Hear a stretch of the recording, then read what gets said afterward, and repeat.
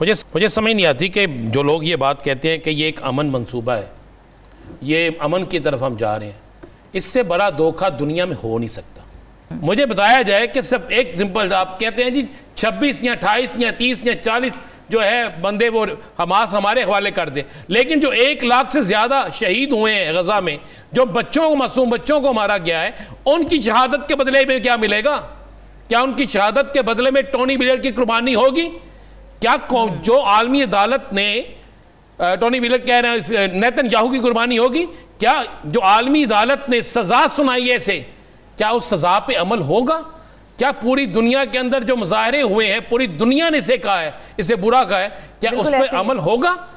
بات یہ نہیں ہے۔ اس کا مطلب ہے امریکہ بہادر جو فیصلہ کر دے، نیتن یاہو جو فیصلہ کر دے، اس کو آپ نکات بنا لیں، اسے نکات بنا کے رکھ دیں۔ جب مجھے بتائیں قائد اعظم محمد علی جناح سے آگے کوئی چیز ہے پاکستانیوں کے لیے؟ اور سب سے بڑھ کے کیا رسول پاک صلی اللہ علیہ وآلہ وسلم سے آگے بھی کوئی چیز ہے؟ ہم ان کے پاؤں کی خاک کے برابر بھی نہیں ہیں۔ بالکل یہاں پہ ٹرمپ نے کہا کہ میں مسجد اقصی پر اس کے قبضے کو قبول کرتا ہوں، یہ اس کا قبضہ ٹھیک ہے۔ کیا یہ بات نہیں کہی؟ کیا انہوں نے نہیں کیا گولان کی پہاڑیوں پر اسرائیل درست بیٹھا ہے؟ کیا اس نے ایک لفظ بولا کہ اسرائیل نے معصوم بچوں کی جان لی ہے؟ کیا اس نے ایک لفظ بولا کہ اسرائیل نے غزہ کے اندر خون کی نہریں بہا دی ہیں؟ رانا صاحب، ہم کی بات کرنا اتنا آسان نہیں ہے۔ 65,000 شہادتیں ہوئی ہیں، جن میں سے دیکھا جائے تو 35,000 صرف بچے ہیں ان میں۔ 65,000 تو وہ ہے جو سامنے آ رہے ہیں۔ بالکل لاکھوں شہادتیں ہوئی ہیں، لاکھوں لوگ جو ہے معذور ہو چکے ہیں، ہزاروں لوگ بھوک سے مر چکے ہیں۔ کیا ان 21 نکات میں یہ شامل ہے کہ بیت المقدس جو ہے قبلہ اول جو ہے وہ مسلمانوں کے حوالے کیا جائے گا؟ کیا یہ شامل ہے؟ اگر یہ شامل نہیں ہے تو پھر کیا بات ہوئی؟ ابھی آپ نے بات کی کہ جی ایک اور بڑی اچھی، مثلا آپ کے لوگ کہہ رہے ہیں کہ ایک بڑی اچھی بات ہے جی اس نے معافی مانگ لی ہے، تو پھر معافی حماس بھی مانگ لیتا ہے کہ جناب سوری، اگر آپ کے 4 بندے مارے ہیں تو ہمیں معاف کر دیں۔ کیا یہ حل ہے؟ آپ کو پتہ ہے قطر پہ حملہ جو تھا وہ قطر پہ نہیں تھا، وہ قطر کی سالمیت پہ نہیں تھا، وہ امریکہ پر بھی حملہ تھا۔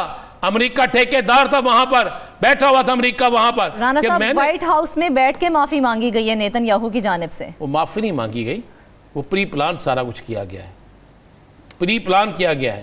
وہ جو لوگ شہید ہوئے ہیں ان کی شہادت کا جواب کون دے گا؟ بالکل ان کے گھر والے جو ہیں، کیا اس نے ان سے معافی مانگی؟ کیا غزہ کے مسلمانوں سے معافی مانگی؟ کیا دنیا بھر کے جو مسلمان ہیں، کیا کون سے مسلم ملک پہ اس نے حملہ نہیں کیا سوائے پاکستان کے؟ مجھے بتا دیں، اور ترکی کے کس پہ نہیں حملہ کیا اس نے؟ سعودی عرب، ترکی، یو اے ای اور پاکستان کے علاوہ ہر عرب ممالک میں اس نے حملہ کیا، کیا سب سے معافی مانگی؟ ثاقب صاحب، آپ کیا سمجھتے ہیں جو ٹرمپ کی جانب سے 20 نکاتی منصوبہ جو دیا گیا ہے، کیا وہ 2 ریاستی حل کے لیے مؤثر ثابت ہوگا؟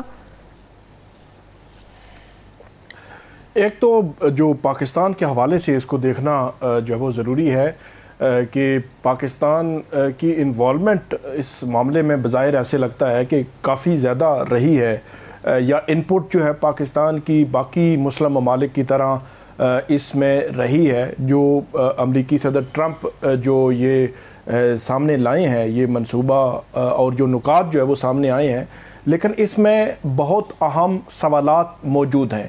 ان سوالات کے حل کے لیے جو آج کہیں مذہبی جماعتوں کا ریاکشن آیا، اب بہتر یہ ہے حکومت وقت کے لیے میری رائے کے مطابق کہ وہ ایک تو پارلیمان کے سامنے بھی یہ معاملات رکھیں، وہاں سے بھی ان پٹ لیں، اس قسم کے جتنے بھی فیصلے ہیں کیبنٹ میں رکھیں جو شہباز شریف صاحب ہیں، باقی جو پولیٹیکل پارٹیز ہیں، ایون اپوزیشن کی جو جماعتیں ہیں ان کے سامنے بھی یہ رکھا جائے، ان کی ان پٹ بھی لی جائے، کیونکہ پاکستان کی ایک پوزیشن ہے اور اس کے حوالے سے، اور خاص طور پر جو فلسطین ہے، جو غزہ کے اندر جو ظلم و ستم ہوا، جو بربریت ہوئی، اس کے بعد لوگ کسی طور پہ بھی اسرائیل کو کوئی اگر فائدہ ہو رہا ہو، اسرائیل کے حوالے سے کوئی بات ہو تو لوگ جو ہے وہ اس پہ سخت ریاکشن کرتے ہیں۔ تو اس کا حل یہ ہے کہ حکومت تمام جو طبقہ فکر ہیں، سیاسی جماعتیں ہیں،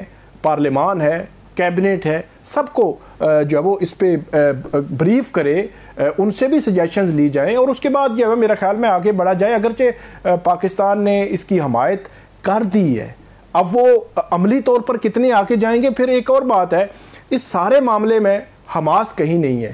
اچھا حماس کہیں نہیں ہے, اس کو کون سٹیبلش کرے گا کہ حماس کو کہیں نہیں رہنا؟